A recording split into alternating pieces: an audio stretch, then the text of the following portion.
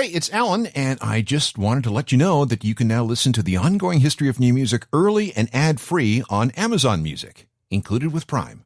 Hey, it's Alan Cross, and this summer we thought we would do something special with the Ongoing History podcast and give you, our fantastic audience, a bonus episode from now through Labor Day.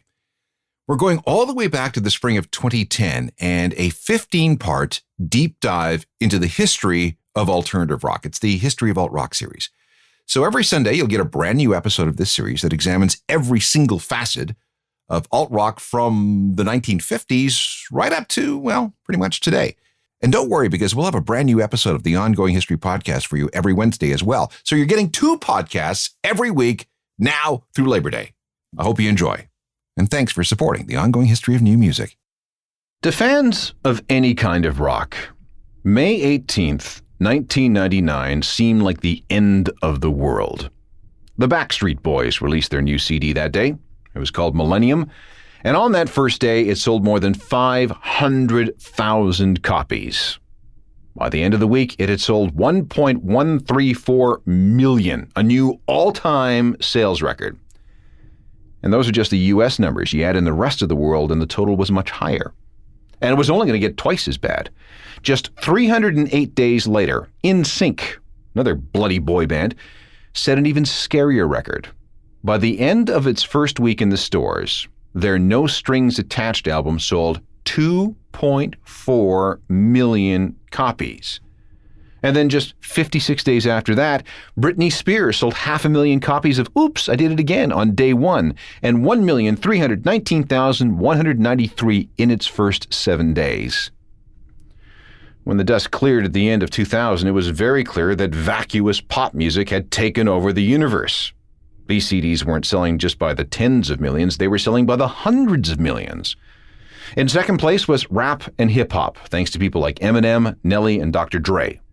The biggest selling rock records of the year were from, they were from Creed and Santana and a Beatles compilation that featured songs that were more than 35 years old. The prognosis for rock was not very good. If rock, all rock, wasn't dead, it was at least very, very ill. And unless somebody did something, it looked like it was all over. This is Chapter 14 of the Complete History of Alt Rock. This is the Ongoing History of New Music podcast with Alan Cross.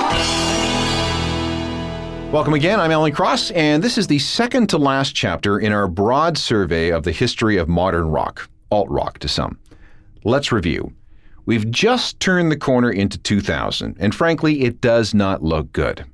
The dominant form of music on the planet is pop music, led by boy bands and jailbait female singers. Rap and hip-hop are incredibly strong, incredibly popular, and can be heard booming out of car stereos everywhere. A third choice would be all the flavors of electronica.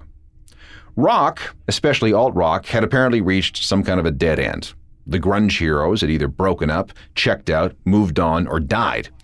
Britpop was finished, and nu metal, well, it was doing all right. I mean, Limp Bizkit sold 4 million records in 2000, and Papa Roach sold close to 3 million, but the sound and the attitude of nu metal was just so polarizing that it could only go so far. Typical of the species was a band like Korn.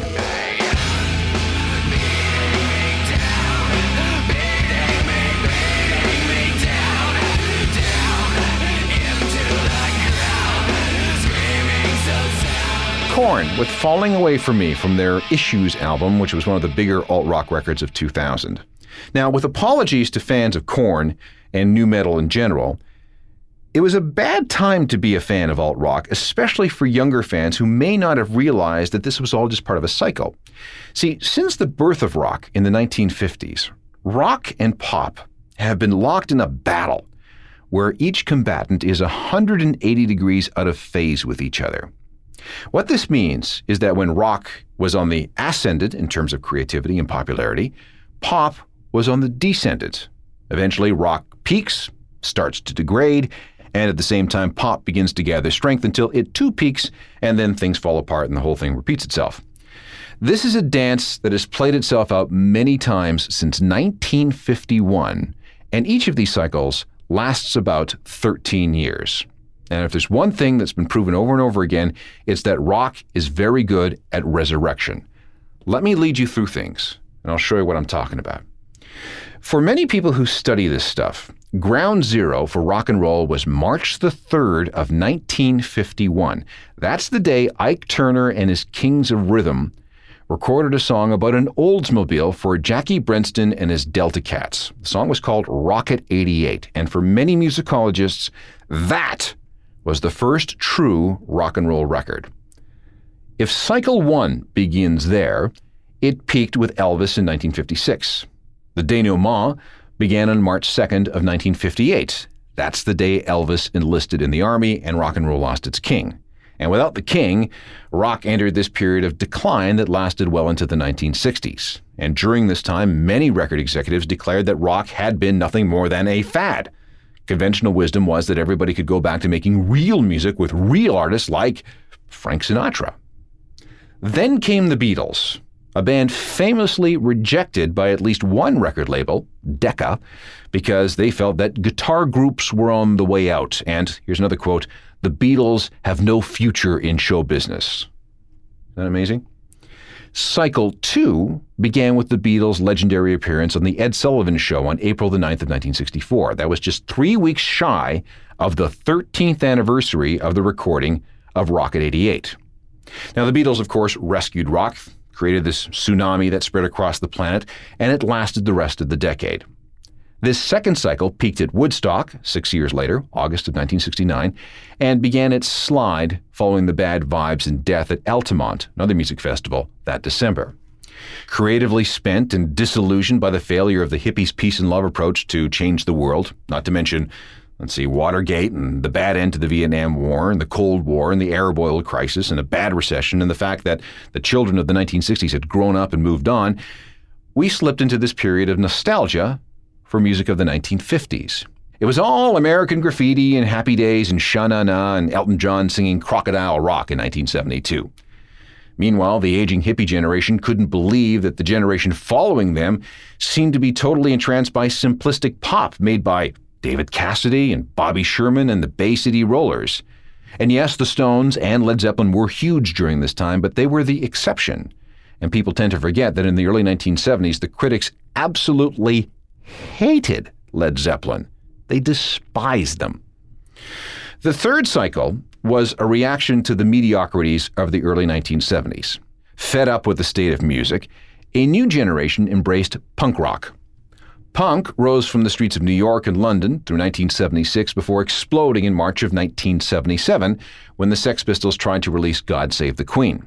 Now, we have talked about this on this series. Remember the contract signing ceremony with Virgin Records on March 10th, 1977?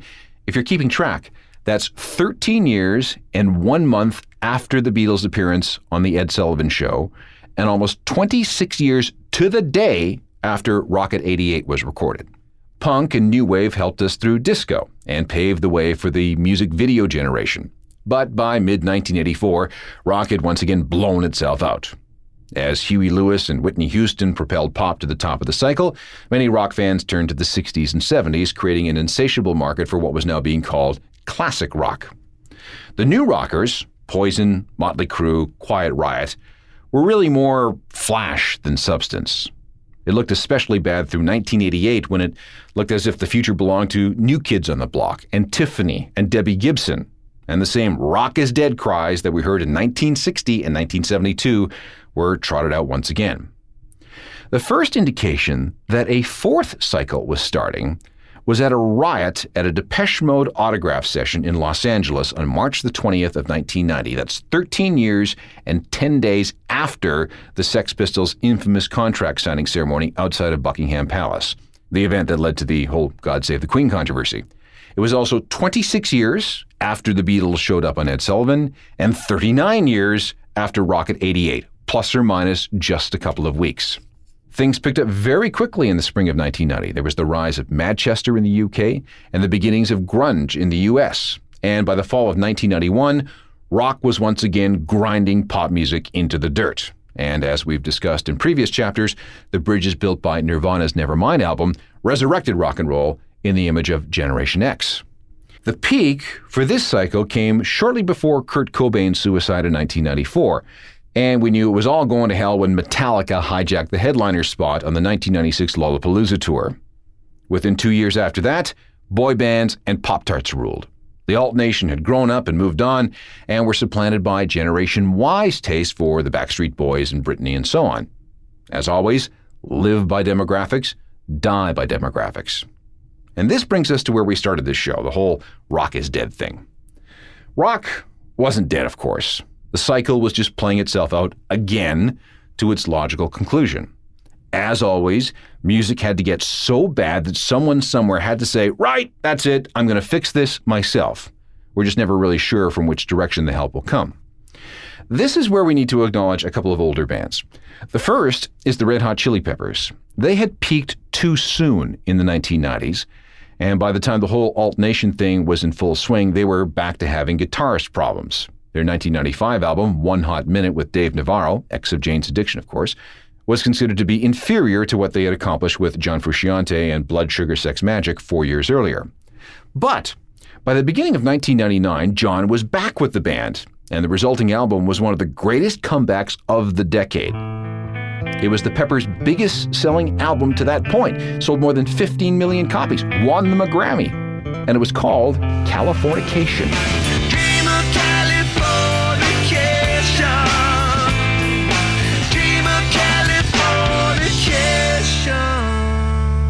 The Red Hot Chili Peppers were the title track of their Californication album, released on June 8th of 1999. The other old band that we must acknowledge is U2. They were miserable failures at rescuing rock with their pop album in 1997, and frankly, they knew it. That's why they went back to doing what they did best, being a rock band. That's what they were. Why deny it? So no wonder their next album was called All That You Can't Leave Behind. It was October 31st, 2000. It was a beautiful day. Don't let it get away. Beautiful day. U2's All That You Can't Leave Behind came out as the pop cycle was starting to peak with Britney, Backstreet Boys, and NSYNC. However, it cut through. It got great reviews, sold over 12 million copies, and won 7 Grammy Awards. So maybe rock wasn't dead after all. Maybe there was hope. Maybe there was going to be a 5th cycle. Hold on to that thought. Back in a second. This is Chapter 14 of the Complete History of Alt-Rock, and we're up to the point early in the first decade of the 2000s when a few people were beginning to wonder if rock wasn't dead after all. That U2 record was actually pretty good. Old school stuff like Achtung Baby, so maybe it would kickstart something. But even if this latest resurrection was going to be real, it had to be driven by young people. Older bands could contribute, but they couldn't carry the burden of revitalizing rock. Indications that the 5th cycle was about to start up came from New York. As the city was still struggling with the aftermath of 9/11, an independent band was causing a buzz with their debut record. Put next to what else was being released, and it sounded very fresh, very raw, very exciting. The name of the band? The Strokes. Last night, she said, I'll never feel so down. She turned me off when I feel left out. The Strokes, formed in New York, but first embraced in the UK and Europe. And in hindsight, their This Is It album became one of the foundations for the indie rock movement that we'd see later in the decade. But it wasn't just the Strokes. We need to mention another important indie band. Again, they were American, but they first found acceptance in the UK. I first heard about them when a guy in a London record shop slipped me a couple of albums in the summer of 2002 and said, "These guys are going to be big. You watch." And by the spring of 2003, he was right. Again, compared to the overproduced slickness of pop, this was ragged and dirty and raw and analog. And by the end of the decade, the guitarist, this former choir boy from Detroit named Jack White, was considered to be one of the most important figures in all of rock. And the message coming from my eyes says, leave it alone.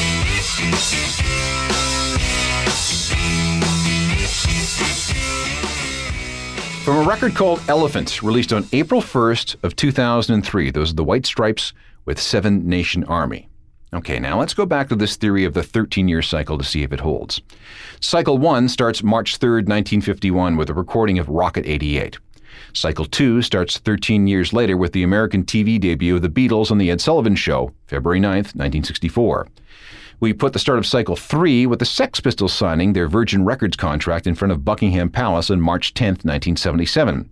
That was the thing that really kicked punk into high gear in the UK. The fourth cycle starts with the surprise Depeche Mode riot in Los Angeles on March 20th, 1990, again 13 years later, and that whole thing was on the eve of the release of the Violator album, which of course became this giant record. So here we are with the White Stripes. They have their breakthrough album right on schedule. April 1st, 2003, 13 years after Depeche Mode and Violator. From that spring onward, alt-rock began a surge to a new peak. And it was a big one. That's next. By the beginning of 2004, it was clear that rock was once again on the ascendant and pop was in decline. It was the fifth cycle in the rock-pop death match. All the attention was starting to go to new artists influenced by the alt-rock of the 90s, which in turn was influenced by the underground rock of the 80s, which of course was a direct result of the punk of the 1970s.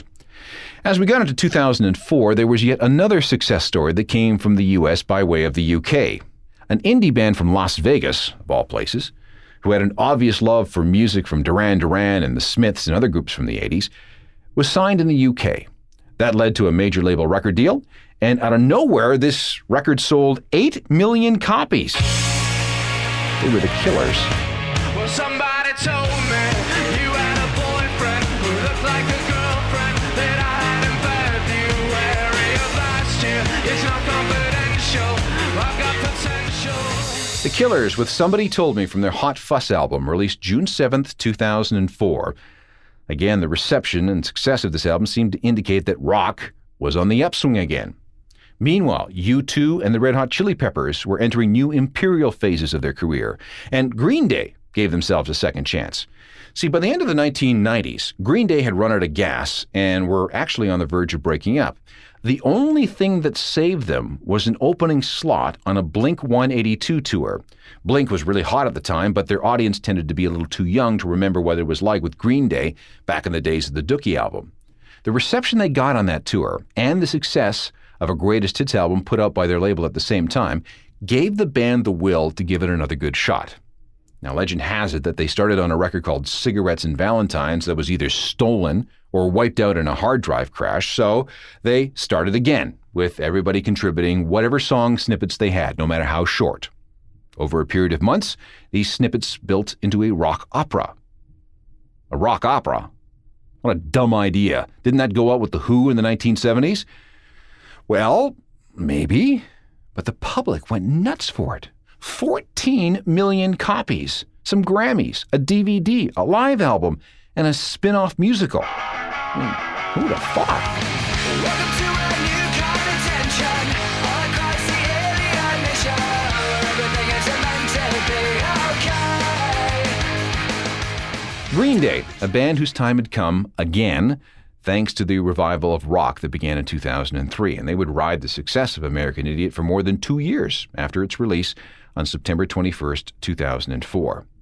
By the spring of 2005, a series of other bands were experiencing big-time renaissances. The Offspring and the Beastie Boys were once hot again. Trent Reznor had successfully reinvented Nine Inch Nails. Rage Against the Machine had more or less been reborn as Audioslave, with Chris Cornell of Soundgarden doing the singing. Meanwhile, Linkin Park was on their way to becoming the biggest-selling modern rock act of the decade, while the Foo Fighters hit their stride, and they were now capable of selling out just about any place they played. And there were a ton of new bands, too. Damon Albarn had left Blur behind and had created Gorillaz with comic book artist Jamie Hewlett. They were selling lots of records. Franz Ferdinand's artsy Scottish approach was getting written up everywhere. And after years of obscurity, Modest Mouse started selling albums by the millions. The White Stripes got even bigger, and from Australia we got Jet. And then there was Coldplay. After spending most of 2004 out of sight working on the follow-up to A Rush of Blood to the Head, they showed up with X and Y on June 6th of 2005. Now, third records are hard, especially for a band that had been working and touring as much as Coldplay. And it was a hard record to make, but in the end, they hit the cycle. And they sold somewhere around 14 million copies. Let's go flying at the speed of sound to show you how it all began. Let's go flying from the underground. If you could see it, then you'd understand. The summer of 2005 was an embarrassment of riches. Rock, and remember this is music based on alt-rock heritage, ruled. Coldplay, Green Day, Foo Fighters, Nine Inch Nails, Linkin Park, Offspring, Beastie Boys, Gorillaz, Audioslave, Franz Ferdinand, The Killers, they all had hit albums at the same time. And U2 and the Chili Peppers were back. Both had worldwide hits. That summer was a lot like the summer of 1992, 13 years earlier, when the Alternative Nation and the Lollapalooza Nation and Britpop were all exploding simultaneously. It seemed that the good music and the great times would once again go on forever. But again, what goes up must come down, and down it went. By the time we got into 2006, the appetite for rock was beginning to wane, and pop music was once again in the ascendant. For rock fans, the only thing left to do was to ride it out. Or was there? An unprecedented thing happened during this fifth cycle of the rock versus pop battle. Technology has always been a driver of the way we create and consume music. But during this fifth cycle, we saw something completely new in terms of technology. It was so big that it might just shatter everything. In fact, maybe the Mayans got it right and the calendar will stop in 2012. We'll examine that on the 15th and final chapter of our complete history of alt-rock, and we're going to call that chapter New Rock in the Age of Downloading. Technical productions by Rob Johnston. I'm Alan Cross. You've been listening to the Ongoing History of New Music podcast with Alan Cross. Subscribe to the podcast through iTunes, Google Play, Stitcher, Spotify, and everywhere you find your favorite podcasts.